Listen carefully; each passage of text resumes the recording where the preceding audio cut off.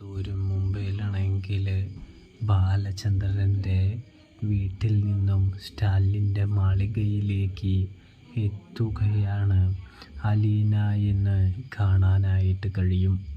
ഇതേ സമയമാണെങ്കിൽ ഒരുപാട് സംശയങ്ങളുണ്ട് അലീനയുടെ മനസ്സിൽ.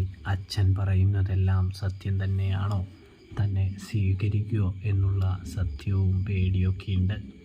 ഇതേ സമയമാണെങ്കിൽ ബാലചന്ദ്രനാണെങ്കിൽ അലീനയെ കൈ പിടിച്ച് നമ്മുടെ സ്റ്റാലിൻ്റെ വീടിനകത്തേക്ക് കയറ്റുകയാണ്. തുടർന്ന് നമ്മുടെ ബാലചന്ദ്രൻ പറയുകയാണ്, ഇതാണ് നിൻ്റെ അച്ഛനെന്ന് സ്റ്റാലിന് നേരെ ചൂണ്ടിക്കൊണ്ട് ബാലചന്ദ്രൻ കാണിക്കുമ്പോൾ അലീനയെങ്കിൽ ഇങ്ങനെ ഒന്നും വിളിക്കാതെ നിൽക്കുകയാണ്.